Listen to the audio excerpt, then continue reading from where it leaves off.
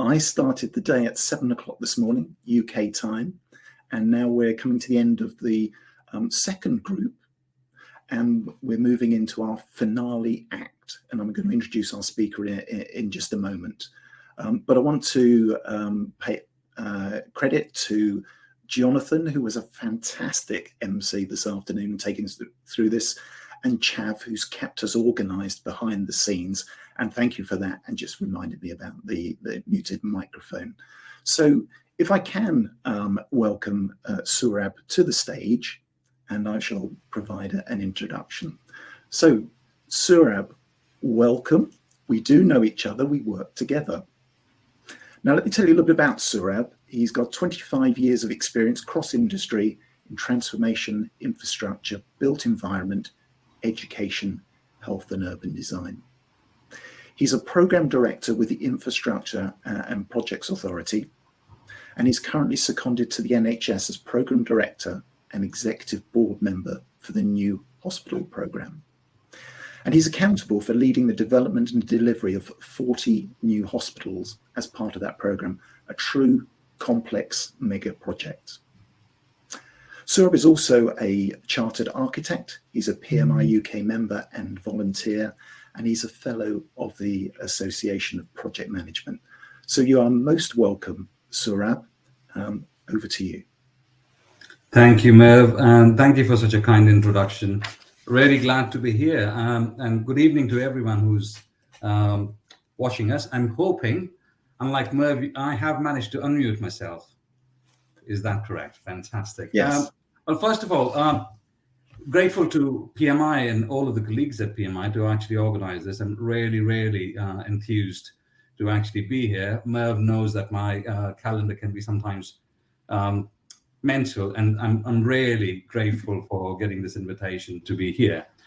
I think my plan is to primarily speak to you about some really important aspect of post-disaster rebuild. So Merv, at any moment of time, whenever you prefer, we can share the presentation and talk through it.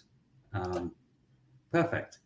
And the reason I've called the presentation Dead in the Water is primarily because there are multiple transformation programs that I have been part of, as well as have seen across the globe, that have very valid and kind of great visions and aims, but they're left abandoned and they're left dead in the water. And what I really want to actually discuss with yourselves today is more about why do some programs fail and some succeed. And if there is a code to success that we can, as project managers, provide that'll really enable some of these really important projects, especially that we would need to put up after these disaster events, and make them successful for the community that would end up using the outcome of it. So my plan is to tell you two stories, one probably related to the social infrastructure sector and one to the built infrastructure sector, to try and see if there is a code of actually delivering transformational programs in a way that is sustainable and really beautiful for the community. So Mo, if we go on to the next slide, and I'll start story one. So many of you might recognize this mosquito, depending on which part of the world you're in, but this is the Aedes mosquito, and roughly 200 million people get exposed to malarial vector across the globe even today, and 500,000 people actually die. And this is much less than the number of people that used to die, but this was a major issue and still is a major issue in many areas of the globe. And the standard operating procedure around malarial control up till a few years ago, I would say maybe a decade or two ago now actually, was actually widespread fogging operations, a mix of chemicals to actually put through across the piece. The next slide, please. And one of the major pieces is actually funded through a lot of foreign aid into developing countries. Now, imagine you're a project manager who's actually got this dengue reduction program funded by international agencies, a lot of control around it in terms of governance and funding and reporting and coordination of logistics. And you've done this year after year, and actually nothing really major changes on the ground except for the couple of hours that people find it really hard to breathe. But that's what you get funded for. And if that is the case, what would you as a project manager continue doing? In this case, the particular project manager, a manageress, actually decided not to take the well-trodden path of fogging and questioned the status quo, and said the project is not about a fogging operation, it's about actually malarial eradication. And if that is the case, the research actually showed that 80% of the malarial vector actually is close by in the proximity of where people actually live. Next slide, please, Merv. And what she did was she stepped out of the fog, literally, and supported a lesser known biological reduction strategy. This is a guppy fish. And the intent was to actually put it in the community water supply chain, the pots and pans, without actually going into an ever-increasing funding support that wasn't actually working. And all the timelines were reset. She questioned what they were buying rather than nets and fogs and machines. They were buying guppy projects and converted into a pilot project. This was seen to be vastly successful, roughly around 85% reduction in the malarial vector spread in the local community, and it was scaled up. And as of today, I think the World Health Organization treats this as one of the most successful inputs into reduction of the malarial vector across the piece. Now, the reason why I'm telling you this story and why it is actually relevant is malaria, by any stretch of imagination, was a human tragedy and a disaster, and still is in many parts of the world. But this actually changed how it was approached. And there are four kind of distinct things that I'll try and distill out of what this approach meant.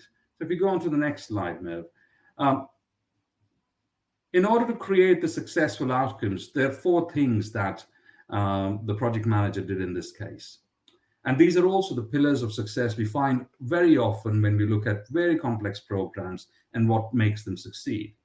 And the number one of it is around familiarity with what is the event, what's really going on here, what is it that you're really trying to do. The second is around building institutional capacity, because especially in dealing with disasters, whether they're social or infrastructure, you need an institutional capacity because your business as usual isn't actually capable of dealing with this large spread. She used the funding and governance in a very different way as compared to what it was always meant to be, and questioned the status quo of actually supporting getting the mission. But by using a pilot project and actually proving a proof of concept, which is now formed a global eradication strategy, she created a momentum and then maintained that momentum by actually creating those stories. And that's why people like me are talking about these stories, is because that story is well known. And I would suggest that this probably forms one of the most important codes of how you create successful transformation and sustainable transformation that actually sticks, especially in the post-disaster world. If you go on to the next slide, I think if we look at disasters, and this is a 2015 event, and it's a bit old in my slide pack, and there's a latest version of this done by Munich RE on the level of disaster events that happen across the world. And essentially what we're talking about is an economic impact of a global recession happening every other year. There's 2 million people being impacted every week because of one or the other form of a natural disaster. And it's not like it only happens in developing countries. It's a global phenomenon, even in Europe, even in the UK, that you get a lot of these disaster events that actually happen. So this is something that as a project management community that we need to be actually aware of across the board. And there's a lot of opportunity of actually providing our skills to make things a bit better than they actually are. Not all natural disasters means this level of natural disaster that I've indicated on the slide. Not all of these natural events or natural disasters actually become human disasters, and there's a reason for that. If you go on to the next slide, and one thing I want you to actually contemplate in your time is how would you define a disaster? Now, there are various typologies of disaster that I'll show you on the next slide. Mo, if you go on to the next slide, while people are actually having a think and contemplating about it, we all know about earthquakes, and there was a bridge collapse in Genoa not very long ago that lots of people died, and the forest fires that we had in Italy, flooding events all over the place, the earthquake that's recently happened in Syria and Turkey. We've seen one in Pakistan not very long ago. There's pandemics that we're very well, all very aware of. There's severe weather, even in the UK. That photograph of a Chinook is from the dam that nearly burst on a community in the UK. But also there's disasters of leadership, and there's disasters around the natural phenomenon events. And they come together in various forms. The UN, if you go on to the next slide, please, Mev, actually describes what a disaster is. And actually the solution lies in the definition.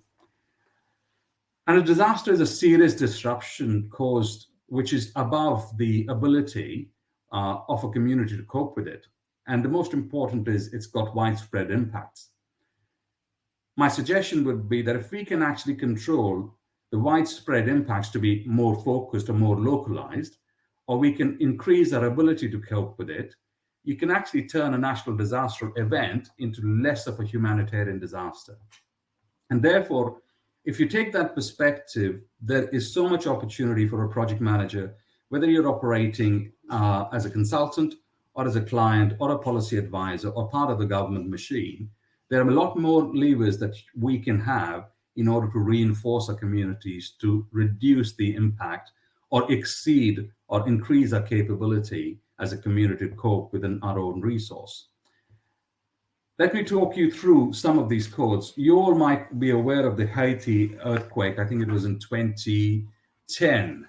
And even in 2021, some of these, the impacts are there. And that's because the lack of timely action has caused a lot of destitution.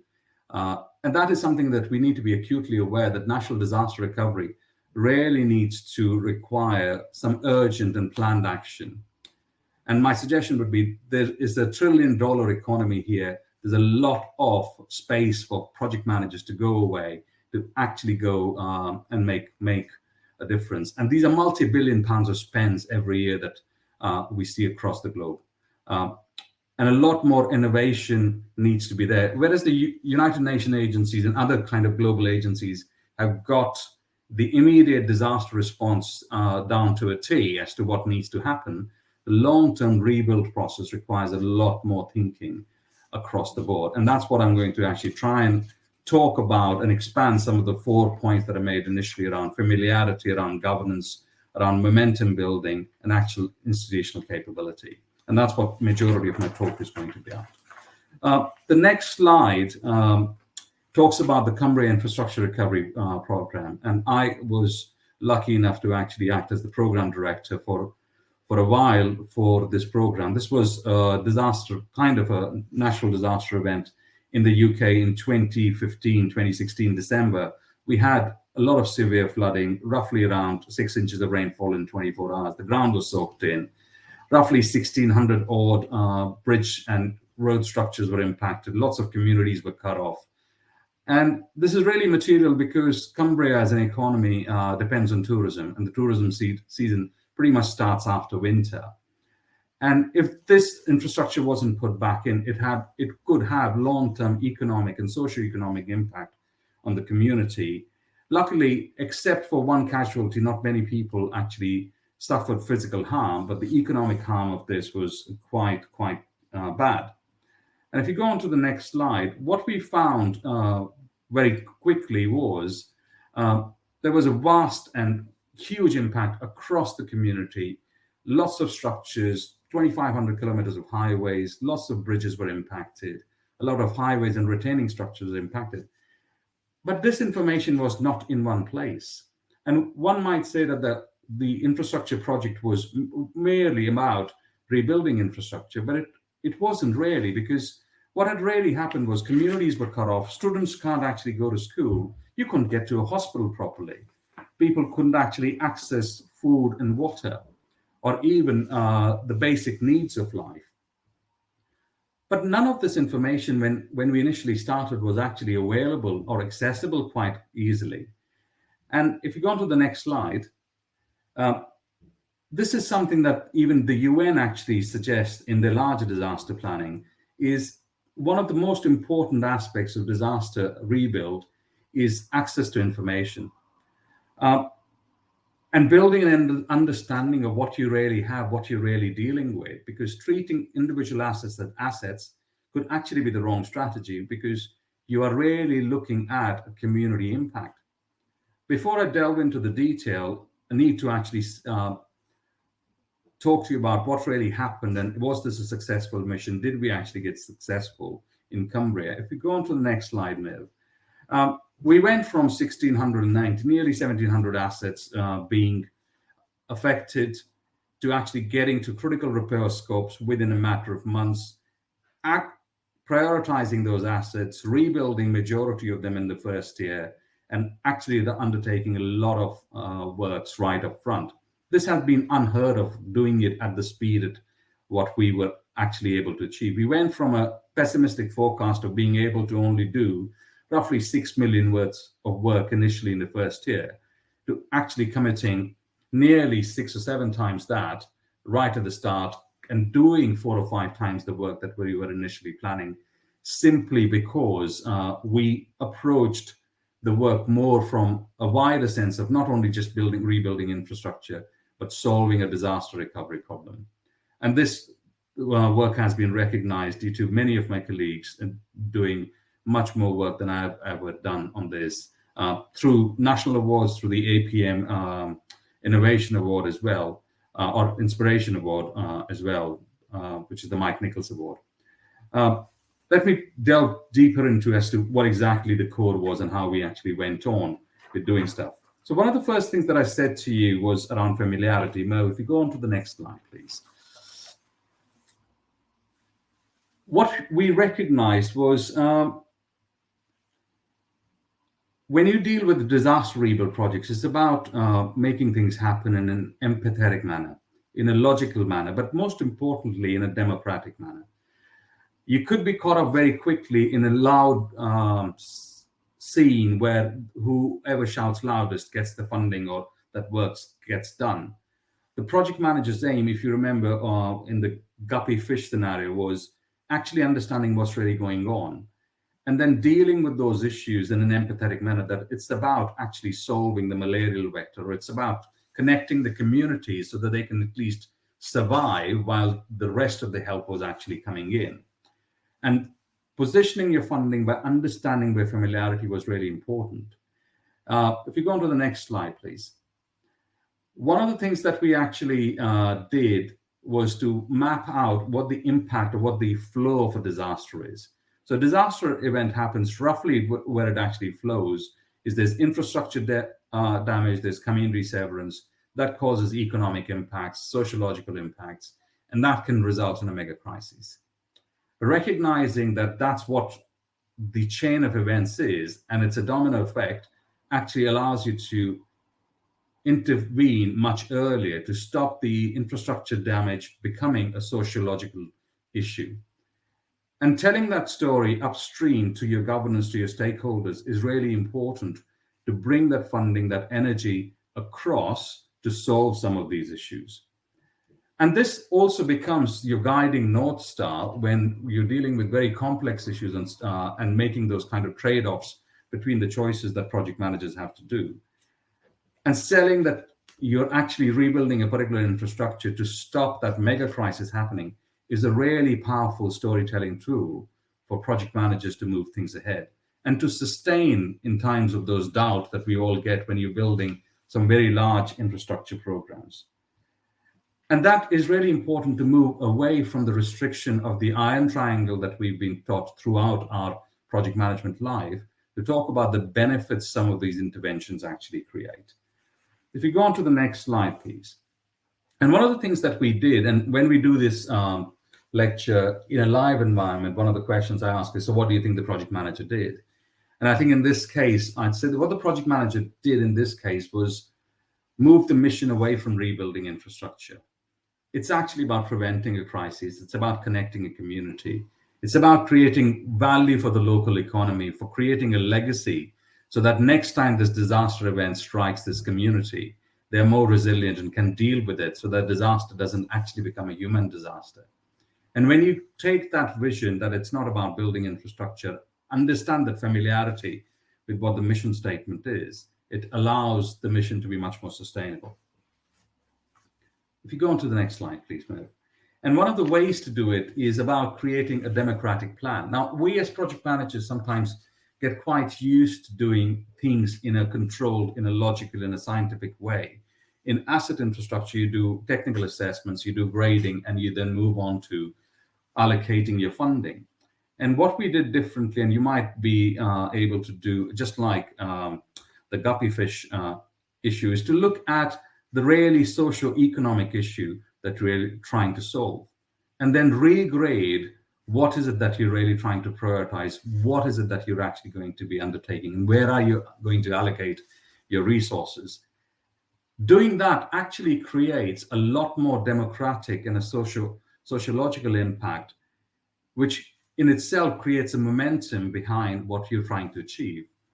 A biggest criticism of large disaster recovery projects that I've seen in the theory and the academic work that I've read and the thesis that people have done across the globe around it is it seems that it takes a lot of time for the long-term response to actually come through. And that's because sometimes we get trapped in the trade-offs between the technical assessments and the budget availability, rather than looking at it from a sociological lens.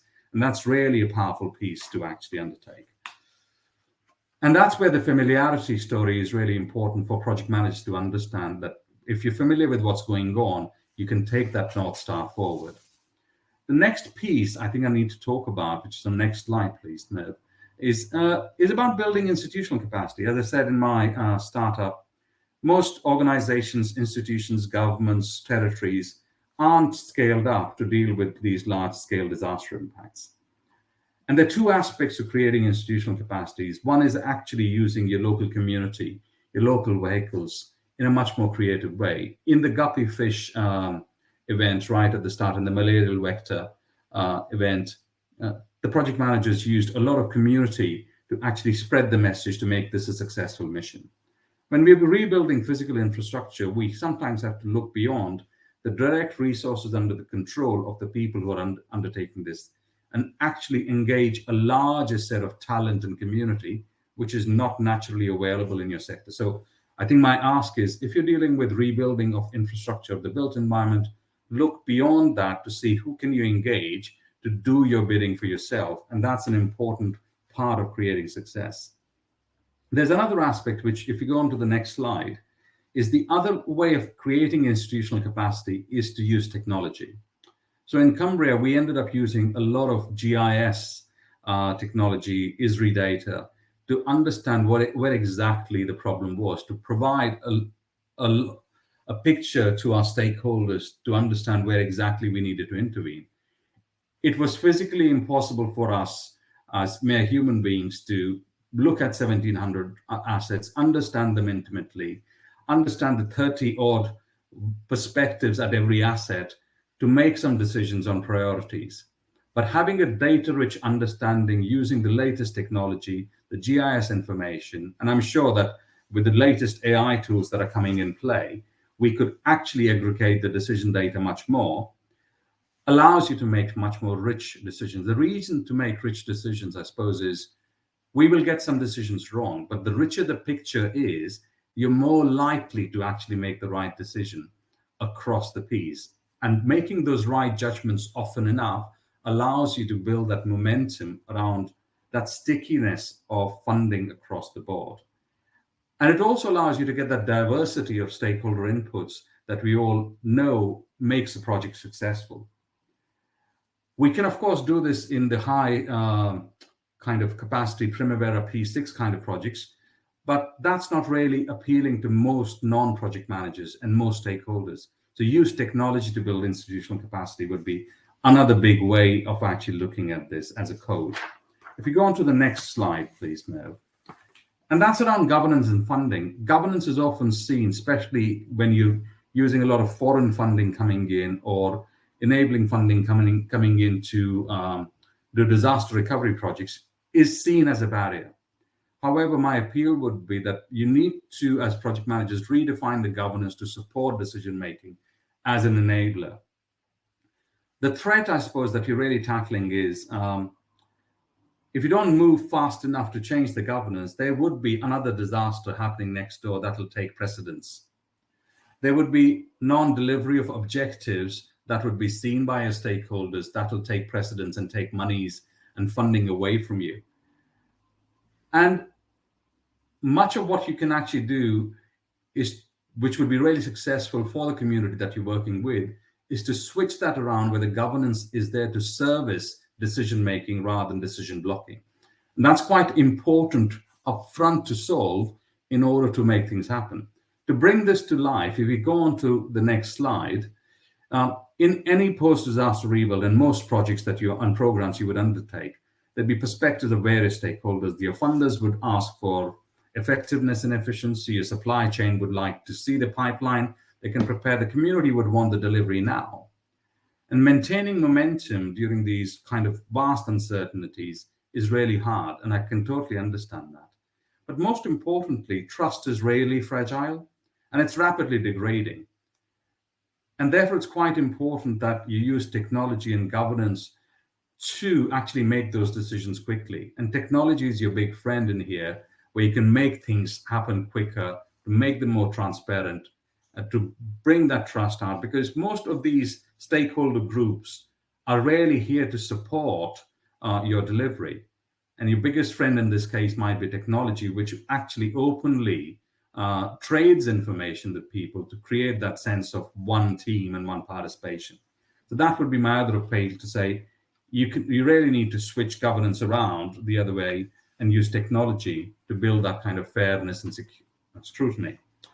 We did that in Cumbria, if you go on to the next slide, by actually creating an affordability cycle very, very quickly, and then using the space between governance and delivery to ramp up delivery very quickly, to change the strategy, to innovate, to fail, because we failed a couple of times. And I think my biggest observation on this to yourself would be, when you're planning a large post-disaster rebuild or a large program of works, speed is really important, but speed of actually understanding what is the decision you are making and how permanent is that decision. The suggestion is, until you start delivering, your decisions are impermanent, and therefore you can actually take these routes one by one as you go through various stakeholders. But as long as you share those plans with your stakeholders to say, you're only making an affordability decision today, you're only making a procurement decision today, we can only deliver by a particular point of time. And using that time to learn and plan better will give you a lot of momentum in switching the governance around the other way. The last one, I suppose, is around, and if you go on to the next slide, and this is talking about momentum, is, and by the way, that's not me standing in the water either. One of the biggest threats to a post-disaster recovery rebuild is momentum. And as I said, that's because there would be other disasters that will take away the presence of your disaster being front and center of mind. And therefore, building trust, that delivery velocity is really important. In our case, we prescribe what we call winterization incentives, and used quite a lot of emotive language at one point of time to prevent any further degradation of attention from this disaster event. And what I'm really asking you as the project managers to do is to think about what is it that you can do in order to get early wins to build that kind of focus, that energy behind your work. And you will need to change stuff. What really needs to change in our works, or the way we actually interact with our stakeholders, in order to make the decisions happen quicker? And one of the dependencies in MERV, if we actually go on to the next slide, is about using technology. And we adopted and spent a lot of money in technology right up front, and project management technology right up front, in order to show the regulatory bodies and the senior stakeholders very quickly how the budgets would move around, how it was still affordable, how it was still deliverable. in play and what compromises needed to be made and what the tracking on that would be. My suggestion to yourself would be rarely leverage technology to create momentum. A technology team probably runs through whether it is about creating momentum, whether it's about creating governance, or whether it's about familiarity. Use technology as a hotbed of actually moving things through. Invest in that technology right up front. And if you go on to the next slide, and we'll get into questions, Merv, very quickly, is communicate to be understood. And what we really found was our delivery teams were perfectly okay with Gantt charts and P6 diagrams, etc. But our stakeholders and our teams that were actually doing works or engaging with the community were not really familiar. Use any kind of diagrams or drawings, doodles, right at the start in order to make people aware of what is really happening.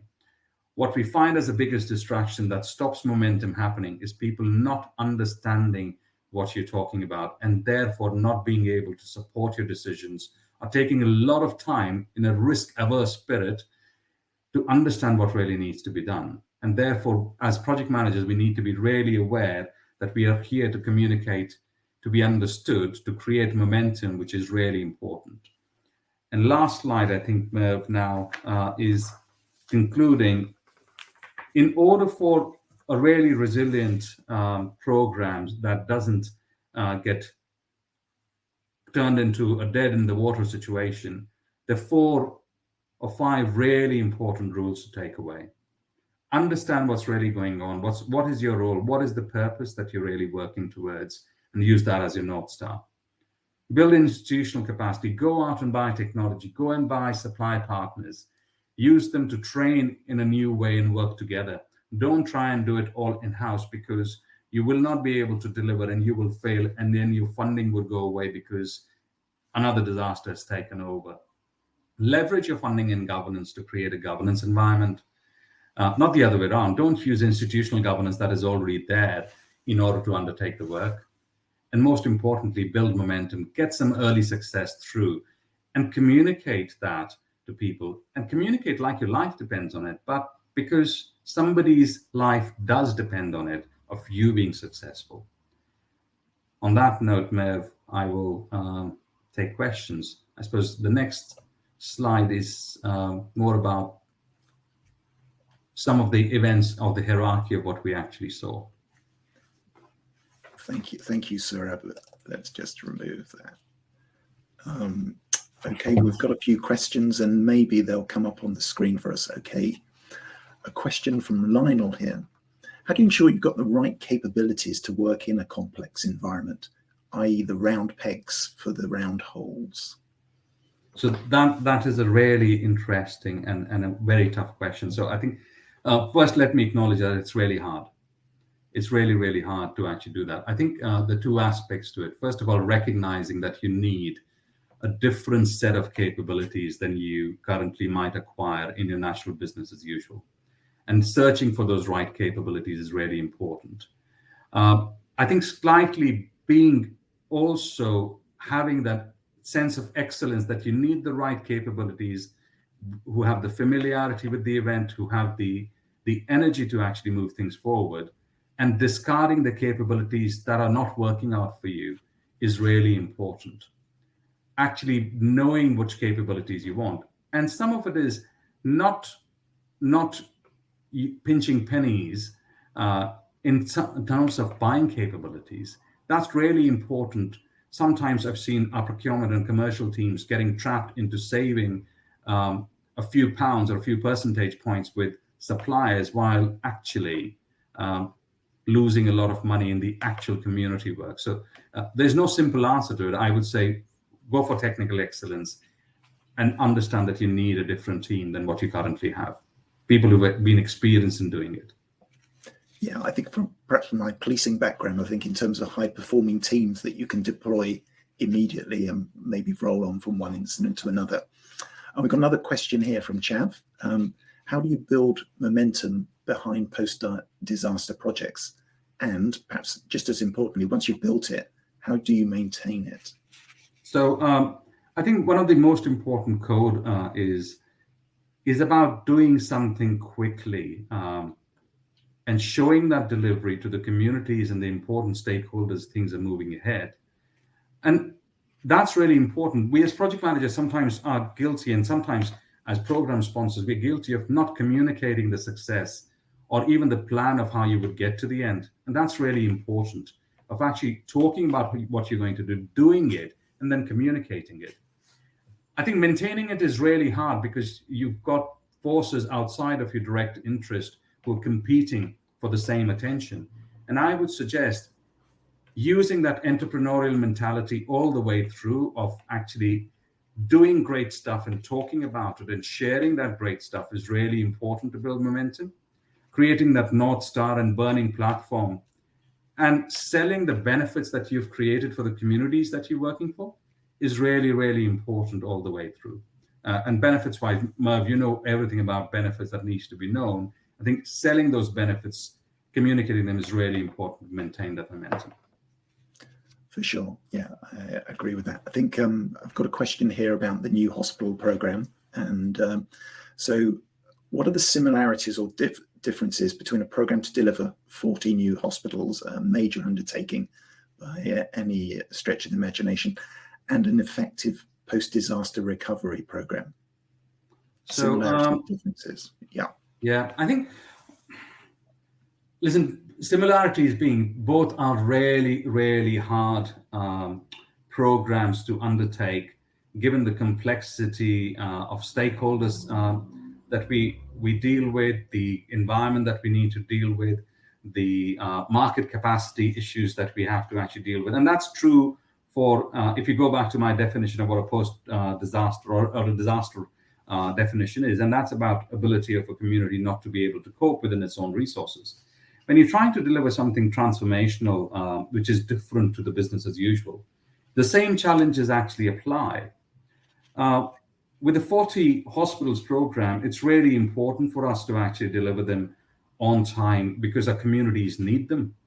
But I think that's different to sometimes more acute natural events, because we can currently carry on for a while and maybe even accommodate some of the natural slippages as the market forces apply. In a post-disaster recovery program, the attention to action is really, really important. You really actually have a primacy of time to allow the communities to start functioning or get their resilience back.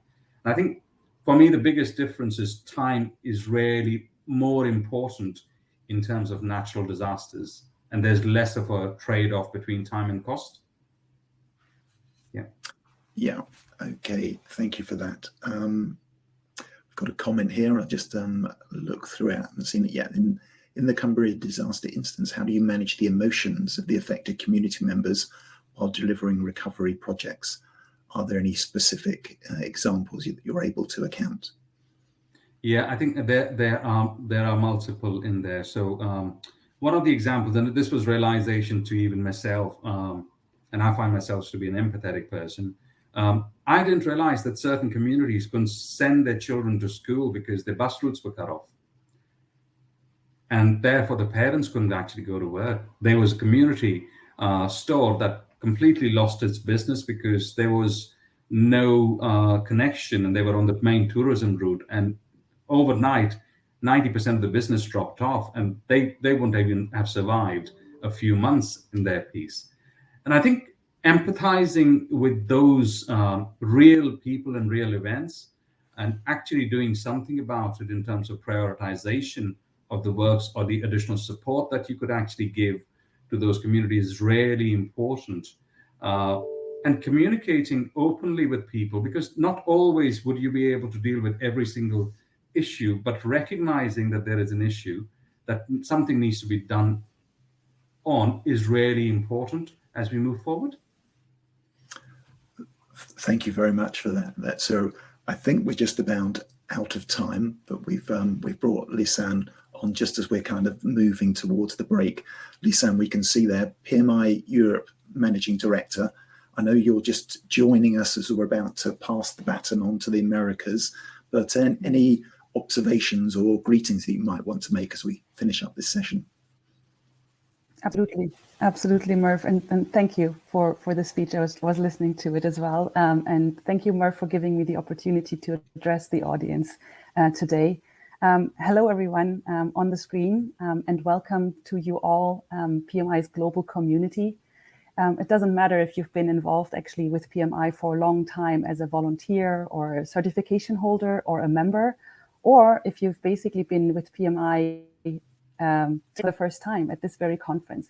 You are here, and that makes you part of PMI's global community, which we are extremely proud of and extremely thankful for. So just a quick introduction. My name is Lysandra Boon. I am based in Belgium, and I've been with PMI as a member for over 13 years. Currently, I'm holding indeed the position of Managing Director for PMI Europe, which makes me responsible for the strategy and the operations of PMI in this region. 13 years is quite a long time. That's a question I'm getting asked quite a lot by friends and colleagues, like, why are you so long with one organization? It's not very typical of somebody in your generation, apparently. But quite frankly, it has much to do with me supporting the mission of this organization with my full heart. And I also do see the passion and the commitment that all of our stakeholders that are part of our community show every day to apply project management to actually change the world, as cheesy as it might sound, but this is really what we're doing. And we show this in this conference more than in some other ways sometimes. As Pierre Lehmann, our CEO, CEO of PMI, in his opening already mentioned, the word community holds a really true meaning for us here at PMI, and we go as far to call it a family. Because a family is a community that comes together in times of needs, in times that are difficult. And we did this already a year ago when the invasion of Ukraine happened. And we did it again now when Turkey and Syria and our members in these communities needed our support. If you remember the numbers that he mentioned, it is impressive, right? More than 5 people were killed in seconds and the hours and days after.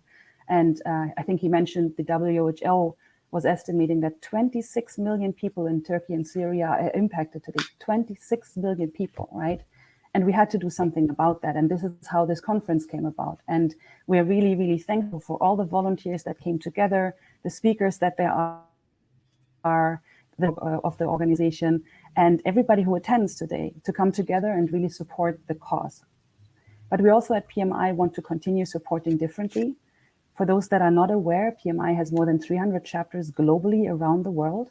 And these chapters, these volunteer-run chapters, are still planning a lot of activities and really doing a lot of good stuff in the community to support Turkey and Syria directly. We also wanted to make sure that we have a way for you to easily find ways to get engaged. And we actually have created a website, communities in need. We have access to more resources and information. If you, for example, go to our pmi.org website and you put in the search field times of need, you will get to that page. And there's a lot of good descriptions around what our chapters are doing and how you can get involved. We also have ways for us directly to support the plan for those relief activities. And we want to continue raising awareness about what happened in Turkey and Syria, outside of Europe as well. And we want to give more opportunities for you to get involved. And ultimately today as well, raise very critically needed funds that are still needed for the humanitarian relief activities. So again, if you haven't already, please try to engage with your local chapter, find out what they're doing, and don't think that your expertise and the skills, the experiences you have as a project manager or somebody who's involved in project management, don't think they don't make a difference. They do. And in this very cause, they do very directly have an impact in order to make the world better and hopefully create a better future for those impacted by the earthquake. We want to continue to support the cause. We as the PMI global community have the power to make a difference. We have the skills and the experience in the community, and we have the passion and the commitment to make that change. So again, thank you for everybody who is involved in organizing this conference. I know this is very emotional for some of us. I know it is very dear to all of our hearts that this conference is raising awareness and offers you opportunities to get involved. At PMI, we have values, and one of the value is together we can. Not sure if you've heard it before, but I think today I can say together we will. So again, thank you for everybody who organized the event, facilitates it today, to the UK chapter as well, for the speakers, and for everybody on the screen. Thank you for being here, and I wish you a wonderful rest of the conference. And thank you for paying attention to what is important in the world right now. Thank you. Brilliant. Thank you so much for joining us, Lisanne. And we've loved working with chapters across Europe, and we've extended that globally today. That word community, which is also then extended into family, I think that's come through very strongly today as well. And just as we kind of wrap up and hand the baton on to the Americas, the reminder about please do make a donation. The QR code's up there. We've provided the link. It would be great if you can do that before you leave the event this evening. So we're going to wind up there. Thank you to yourself. Thank you again to Saurabh for a fantastic presentation. And please enjoy the networking between the two sessions, and we'll be back again in about 15 minutes. Thank you. Thank you.